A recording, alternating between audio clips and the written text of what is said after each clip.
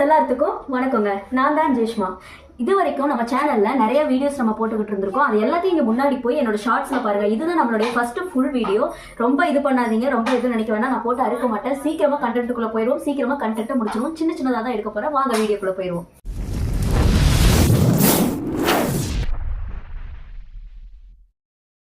இன்னைக்கு நம்ம டாபிக் கர்நாடக இசை அப்படின்னா என்னன்னு தான் பார்க்க போறோம். நம்ம வந்து சினிமா மியூசிக் கேட்டிருப்போம். எல்லாத்துக்குமே கர்நாடிக் மியூசிக், கர்நாடக சங்கீதம் அப்படிங்கிற விஷயம் எல்லாருமே நீங்க கேட்டிருப்பீங்க. தெரியாதவங்க யாரும் இருக்க முடியாது. ஆனா அந்த கர்நாடக இசைனா என்ன, அது எங்கிருந்து வந்துச்சு, அது எப்படிங்கிறத நம்ம இந்த வீடியோல பார்க்க போறோம்.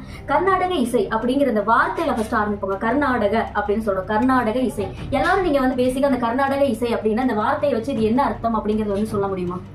யோசிச்சு பாருங்க. தெரிஞ்சவங்க கமெண்ட்ல சொல்லுங்க. நான் அதுக்கு உண்டான மீனிங் சொல்றேன். கர்நாடக இசை அப்படின்னா கர்நாடகம் அப்படிங்கிற விஷயம் வந்து பழமையான அப்படின்னு குறிக்குது. அதுதான் அந்த வார்த்தை கர்நாடகம். பழமையான இசை, பழமையான சங்கீதம், அதாவது கர்நாடக இசை அப்படின்னு நம்ம சொல்றோம். ஆனா நம்ம திராவிட மொழியில நம்ம அதை ஸ்பெல் பண்ணும்போது, அதாவது உச்சரிக்கும் போது நம்ம அதை எப்படி சொல்லணும்னா கர்நாடக கிடையாது, கர்நாடக. கர்நாடக இசைன்னு சொல்றோம். ஆனா நம்ம திராவிட மொழியில நம்ம ஸ்பெல் பண்ணும்போது கர்நாடக, நாதம் சொல்றோம் இல்லையா, கர்நாடக இசை அப்படின்னு தான் சொல்லணும். இதுதான் வந்து கரெக்டான ப்ரொனன்சியேஷன்.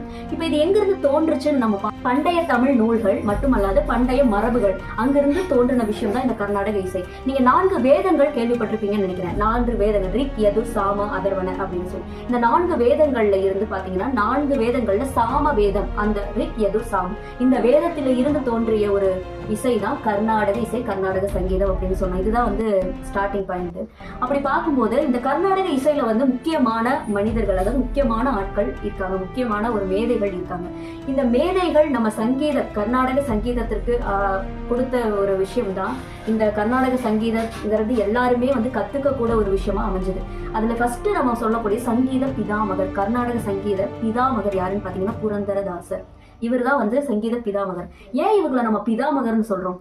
ஏன்னா இவர் தான் இசைய ஒருத்தர் எளிய எல்லாருமே வந்து கத்துக்கிற முறையில வந்து ஒரு பாடமா அமைச்சார். அதாவது சங்கீதம்ல வந்து ஃபர்ஸ்ட் பால பாடம், அதாவது ஸ்டார்டிங்ல நீங்க போய் பழகும் போது எதுல பழகுவீங்கன்னா நிறைய வரிசைகள் இருக்கு, லெசன்ஸ் இருக்கு. இந்த மாதிரி புரந்தரதாசர் அவர்கள் தான் நம்மளுக்கு வந்து சங்கீதம் கத்துக்கிற முறையில அபியாச கானம், பால பாடம்னு சொல்லலாம். இந்த அபியாச கானங்களை வடிவமைச்சு நமக்கு கொடுத்தாரு. அதாவது லெசன் பை லெசனா கொடுத்தாரு. அந்த லெசன்ஸ் வந்து ஸ்டார்டிங் ராகம் என்னன்னா மாயா மாளவ கவுளை. இந்த மாயா மாளவ கவுளை 15வது மேலகர்த்தா. இந்த மேலகர்த்தாவை வச்சுதான் இந்த அபியாச கானம் எல்லாருமே நம்ம ஸ்டார்டிங் நம்ம கர்நாடக இசை கத்துக்கும் போது இந்த ராகத்துல தான் நம்ம கத்துப்போம். இவர் வந்து நம்மளுக்கு ஒரு இவர் வந்து நம்மளுக்கு ஒரு பேட்டர்ன், இவர் வந்து ஒரு இதை வந்து நமக்கு கொடுத்துட்டு போனனால, இந்த அபியாச கானம்ங்கிற விஷயத்தை கொடுத்துட்டு போனனாலதான் எல்லாருமே நம்ம வந்து இப்ப வந்து சங்கீதத்தை வந்து முறைப்படி கத்துக்கிறதுக்கான ஒரு விஷயம் இங்கதான் வந்து நம்மளுக்கு அமையுது. சோ இவர் தான் வந்து நம்மளுடைய ஸ்டார்ட், இவர் தான் அப்படிங்கறத வந்து சொல்லலாம். அடுத்ததான் நம்ம முக்கியமா இந்த கர்நாடக இசை வந்து வளர்த்த மேதைகள் நிறைய பேர் இருக்காங்க. இதை எல்லாமே நம்ம ஒவ்வொரு வீடியோல பார்ப்போம். அதுல முக்கியமா நம்ம வந்து ஃபர்ஸ்ட் சொல்லக்கூடியவர்கள் யாருன்னு பாத்தீங்கன்னா சங்கீத மும்மூர்த்திகள், சங்கீத மூவர் அப்படின்னு சொல்லலாம், திருவாரூர் மூவர் அப்படின்னு சொல்லலாம். இவங்க யாரு அப்படின்னு பார்த்தா ஷியாமா சாஸ்திரி, தியாகராஜர், முத்துசுவாமி தீட்சிதர் அப்படின்னு 3 மேதைகள் இருக்காங்க. இவங்களை நம்ம சங்கீத மும்மூர்த்திகள் அப்படின்னு அழைக்கிறோங்க. இவங்களும் இதுல முக்கியமான நிறைய மேதைகள் இருக்காங்க. நம்ம இவங்க நம்ம பேசணும்னா நிறைய பேசிக்கிட்டே இருக்கணும். ஆனா இன்னைக்கு நம்ம கர்நாடக சங்கீதம்ங்கிற இந்த விஷயத்தை ஸ்டார்ட் பண்றதுனால நான் இவங்களை பத்தி பேசணும். இந்த மும்மூர்த்திகள் இவங்களுடைய கம்போசிஷன்ஸ் பாத்தீங்கன்னா நிறைய கிருதிகள், நிறைய கீதங்கள், கிருதிகள், கீர்த்தனைகள்னு சொல்லி நிறைய வர்ணம் சொல்லி நிறைய விஷயங்கள் இருக்கு.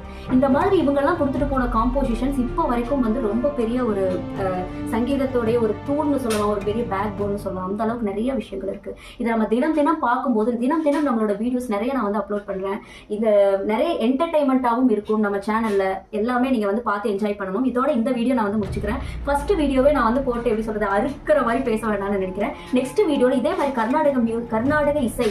கர்நாடக இசை, கர்நாடிக் மியூசிக், இதை பத்தின ஆழமான விஷயங்கள் இன்னும் நம்ம நிறைய நம்ம சேனல்ல பார்க்க போறோம். நிறைய நம்ம வந்து பழமையை வந்து நிறைய இன்வெஸ்டிகேட் பண்ணுவோங்க. சரியா, அடுத்தடுத்த வீடியோல டிஸ்கஸ் பண்ணுவோம்.